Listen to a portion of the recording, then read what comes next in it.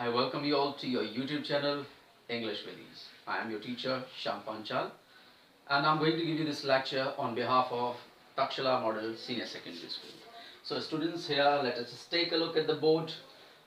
Today the chapter that we are going to discuss is chapter number 3 of the book Moments, and the title of the chapter is Ishwaran the Storyteller. Students, this chapter has been taken from class 9 book, that is Moments. I have already told you. So students, in this lecture today we are going to discuss part number 1. As you all know that I always try to divide my chapter into 2 parts, so that it can be quite easier for us to have a detailed explanation of the chapter. So students, here on the board I have written 2 things. First, there is the vocabulary section, and second, there is the points to be discussed, right? So in the vocabulary section I have written about 7 words that we will try to understand the meaning of, and then there is the points to be discussed. We'll try to discuss the content written at page number 12 and at page number 13. Under these 5 points will cover all the paragraphs written at page number 12 and 13 in your textbooks, right? And the remaining text of the chapter will be covered in part number 2. Let us now take a look at the title of the chapter. So students, title of the chapter is Ishwaran the Storyteller. Here the word Ishwaran, that is a name to a person, is very important. This chapter actually revolves around this person by the name Ishwaran. Ishwaran is the cook to Mahendra. Mahendra is the character number 1 of this chapter. Mahendra is actually junior supervisor who works in a firm, and this firm actually sends him to various construction sites for supervising work, right? So students, here this Ishwaran is actually a cook, and apart from cooking dishes for Mahendra, he has a great taste for storytelling, right? Here Ishwaran the Storyteller, the title says that he is a storyteller. So he has a great taste of storytelling, and the stories that he tells to Mahendra, his master, are actually filled with suspense and surprise. Sometimes he tells stories filled with horror. So students, later on we come to know that this person, Ishwaran the cook, tells a story to Mahendra about a female ghost, and Mahendra is greatly frightened, and he just finally decides to leave the site where he is posted, where he is working. So this is how the chapter ends. So there are a lot of things in the chapter that we will read when we just take a detailed explanation of the chapter, right? So students, this is what I have just told you about the title of the chapter, this Ishwaran the Storyteller, right? This story is about a cook who belongs to his master Mahendra. Mahendra is actually a supervisor, and what does he do? He just goes to various construction sites and he just keeps an eye on the people, on the activities, actually how the work is actually being done by the people, and if they are doing their work properly or not. So this is what he just manages at the sites, right? At the work sites. And it is in the chapter we'll come to know what kind of sites does he supervise, right? So students, let us now just move on to the detailed explanation of this chapter. So far we have just come to know that who is Mahendra. Mahendra is a supervisor, Ishwaran is his cook, right? And he mostly accompanies his master wherever his master goes. And where does his master go? His master has actually a job which demands him to go to various places, right, to do the supervising work, right?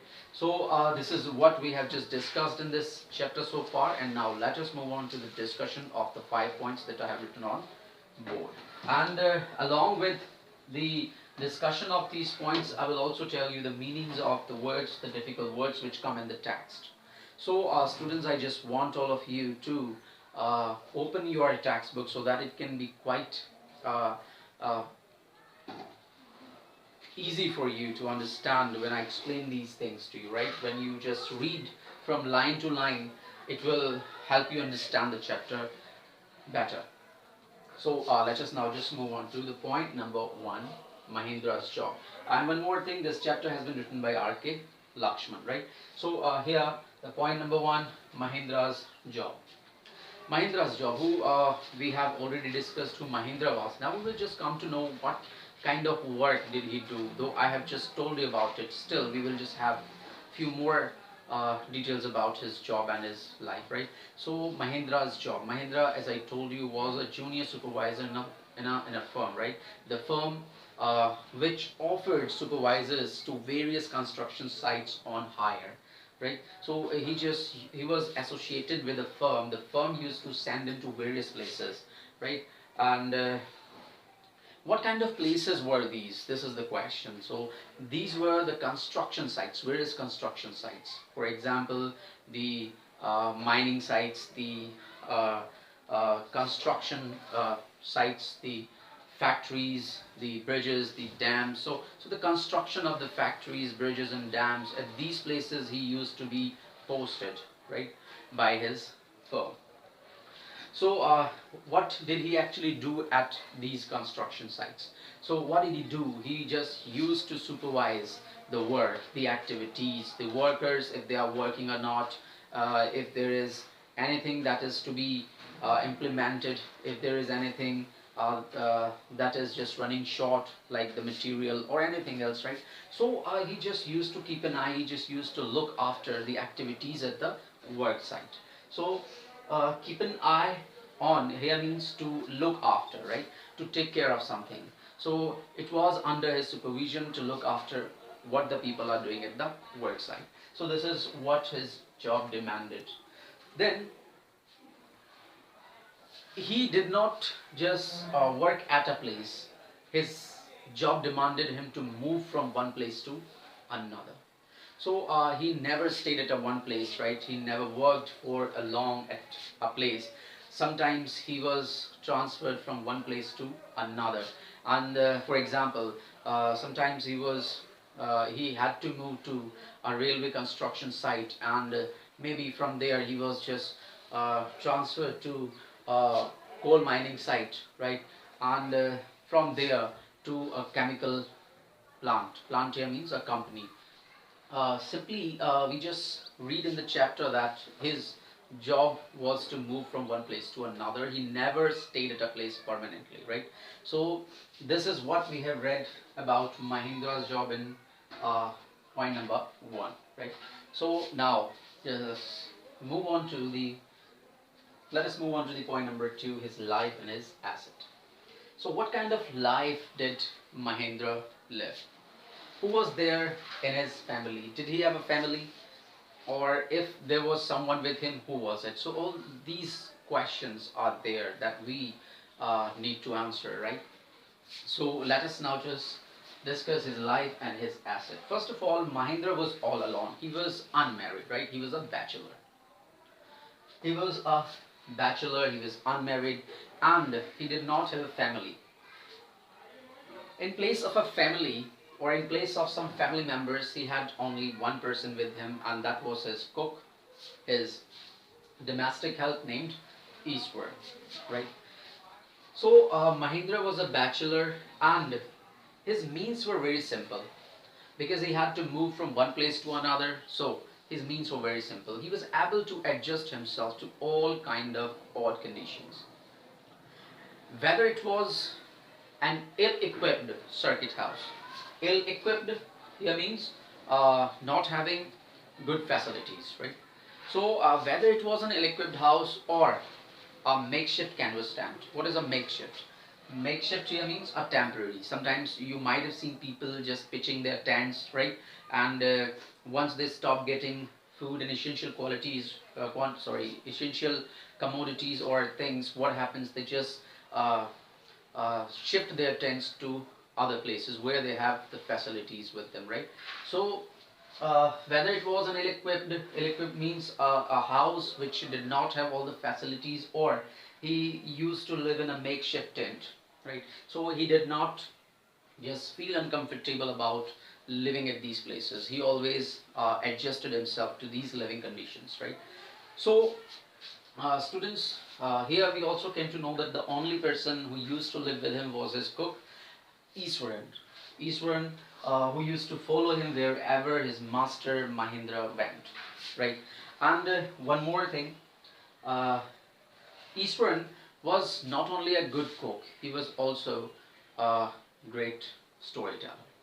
We'll come to know about this in the later part of the chapter. So, students, what did Iswaran do for Mahindra? What did he do? Apart from cooking, what did he do? He used to do what? First of all, cook food for Mahindra, wash his clothes, and he used to talk with his master, Mahindra, at night. He used to chat it away with his master at night. So all these things he used to do. And sometimes while he used to uh, chat with his master, he used to tell him what stories. Stories full of suspense and horror. Sometimes stories full of thrill, right? So Iswaran was a great companion to Mahindra. And we will come to know in the later part of the chapter that Iswaran was really an indispensable person to Mahindra. Indispensable here means uh, someone, a person without him you just cannot live.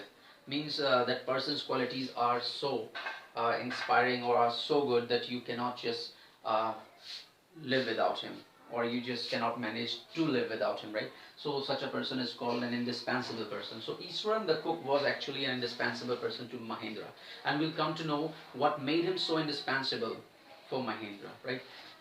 So students, here let us move on to the point number 3, Iswaran and his qualities. So what are the other qualities of Iswaran that made him quite indispensable to Mahindra? So students, Iswaran first of all was actually a cook to Mahindra. Secondly, Iswaran had a great capacity to produce vegetables and cooking ingredients. Produce here means to manage to get or to manage to collect. So he had a great capacity to uh, produce vegetables and cooking ingredients seemingly out of nowhere, especially in the middle of a stone quarry. Quarry, I haven't written this word quarry, let me just write it. Quarry is a mine. So, as we have just read that Mahindra used to work at various mines, right? So, in the middle of the mines where there were no shops available for miles around, right? So, at this place, Iswaran had a great capacity, he had a great quality of producing vegetables and cooking ingredients. Ingredients here means the things which are quite essential for cooking vegetables and all, right? So, Iswaran had a great quality of producing these things, especially in the middle of such a place where there were no shops for miles around, right? So, Eastman was very indispensable person in this regard as well, right? So, and what are other qualities of Eastman? Secondly, Eastman used to conjure up the most delicious dishes. Conjure up, here this word conjure up means make, right? What? Make. So,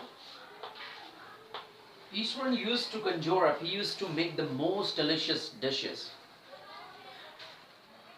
Most delicious dishes made from fresh vegetables in the middle of a desolate place. Desolate means a place which is not inhabited by a lot of people, a place which is unoccupied by people, means a very sparsely populated area, we can say, where there are very little number of people uh, are living, very less number of people are living, right? So especially in the middle of a desolate place, he was able to cook the most delicious dishes, right? And this was just a quite miraculous quality he had. So, for all these reasons, Eastern was indispensable to Mahindra. He was a good cook. He was able to collect vegetables and ingredients, and he was also able to cook the most delicious dishes, right? At such places, as you cannot just imagine for a person to cook such delicious dishes, right? So for all these reasons, Easwaran was an indispensable person to Mahendra, right? Now we'll come to know, we'll read the point number 4, that is Mahendra and Easwaran's daily routine. So here in this section, in in the discussion of this point number 4, we'll come to know what did Mahendra and Easwaran do all throughout the day, right? Uh, First of all, let us know about Mahendra's daily routine. So what did Mahendra do? It was Mahendra who woke up early in the morning. He used to have his breakfast, and after having his breakfast, he would leave for his work. His work means his work site, right? So he would leave for his work, and before leaving for his work, he would just carry with him what? The cooked food that was prepared by his cook, Easwar. So once Mahendra had left for his work, what would Easwaran do at home?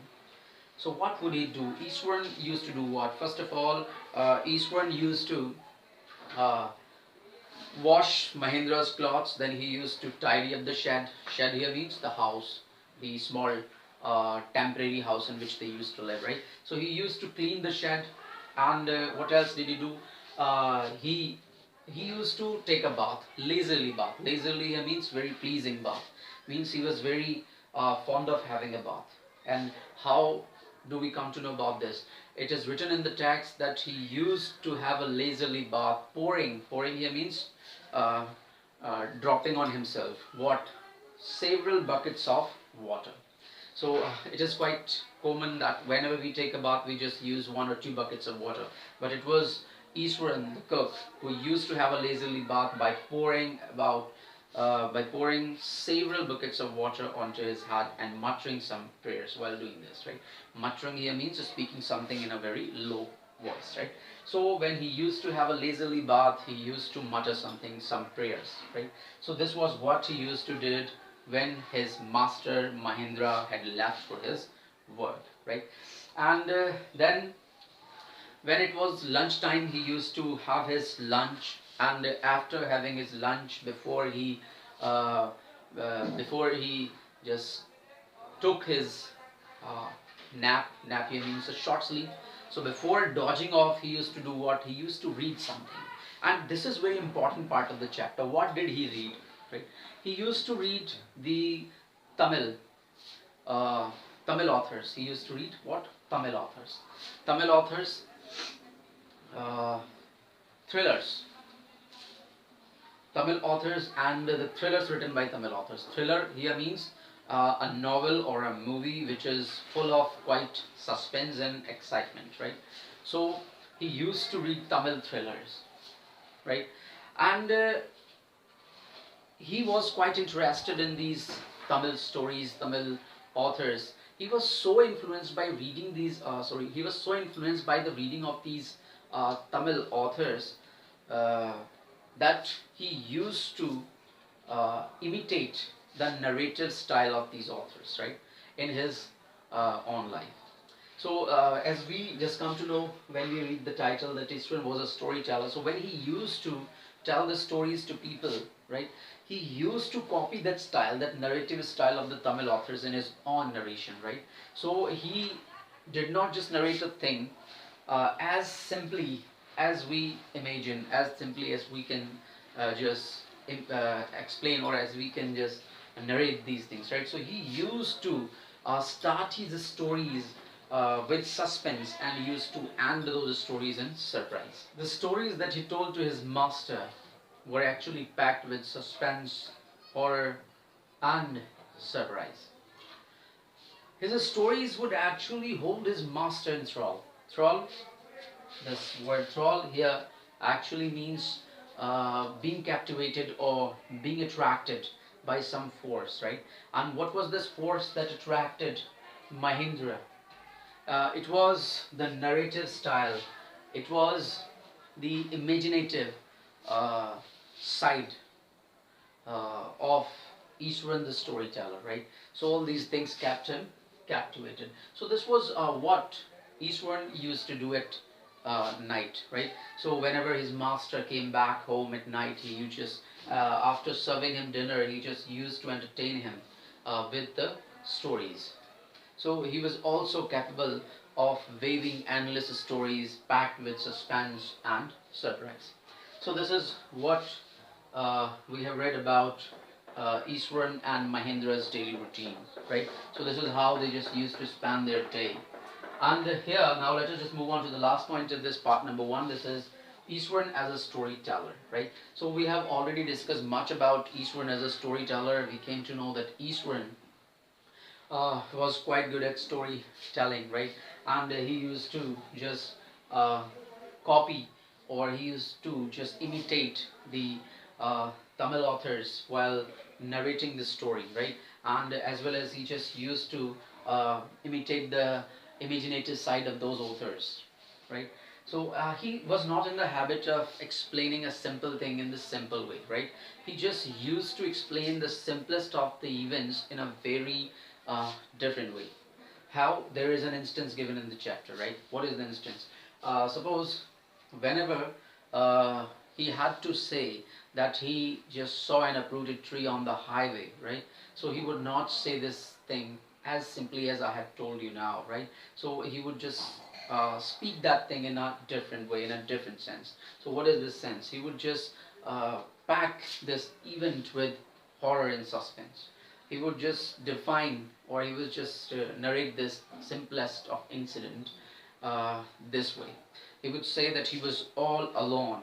The highway was desolated. There was not a soul to be seen, right? And he was all alone. So all of a sudden he saw an enormous bushy beast. Enormous means very huge. Enormous is the word which is written in the chapter. So he saw what he, all of a sudden he saw an enormous bushy beast. Beast here means an animal, right? So he said that he was half inclined to go back. Inclined here means he was half forced to go back. So he decided not to go back. So he just moved forward to see what it was, right? So when Mahendra would listen to this anecdote here means the part of the story, right?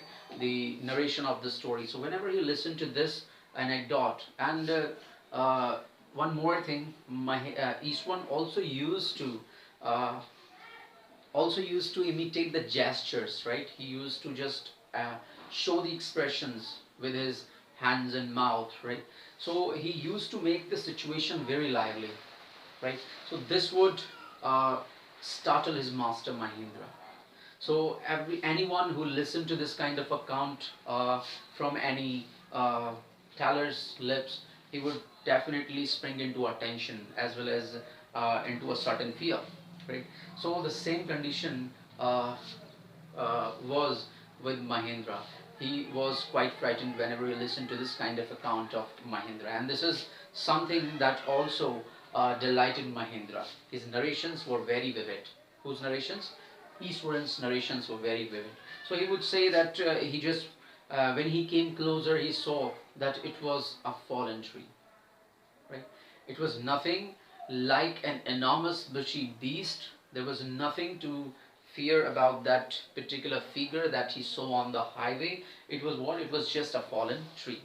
It was just an uprooted tree, lying sprawled on the highway. Sprawled, sprawl is a verb that means lie with all the parts spreading out, right? Lying with all the parts spreading out. Sorry. If you are just lying on the sofa with your legs at all directions, with your hands at all directions, right? That simply means that you are sprawling on the sofa. So he just saw what an uprooted tree that was lying sprawled on the road. So instead of speaking this in a simple way that he saw an uprooted tree on the highway, he would just wave many threads to it, right? He would just add spices to it and make it quite thrilling to the listener, right? So this is what we have just read about Eastwaran, the storyteller. He was not a simple narrator. He did not use the simple techniques of narrating the stories. He used to include in his narrators what? The suspense and surprise. And this is what delighted his master Mahendra a lot. So as students, this is the end of the part number 1 we have now just come to an end, right? I want all of you to just read the textbook. If there is anything, any word that you do not know the meaning of, you just first of all on your part you just can take the help of a dictionary. If you are able to understand the meaning, that's okay. If you are not, you just can write back to me in the comment box, right? And I will just help you get the meaning of that word, right? Students, one more thing apart from that, there are many things when you are just reading the chapter uh, which you will just come to know, and maybe you are unable to understand what these lines actually mean, right? So you can also just write to me in the comment box about those things. I will surely try to help you out with them, right? So students, now I come to an end with this lecture of part number 1, right? uh, Now, in the next lecture, we will just discuss the part number 2. And this lecture we have discussed, which is available at page number 12 and 13, right, of your textbook. 12 and 13 of your textbook, right? So, there are still page number 14, 15, 16, and 17, I think, right? So, we will discuss these pages, the later section of this chapter later, right? So till then, be happy, keep smiling. Thank you.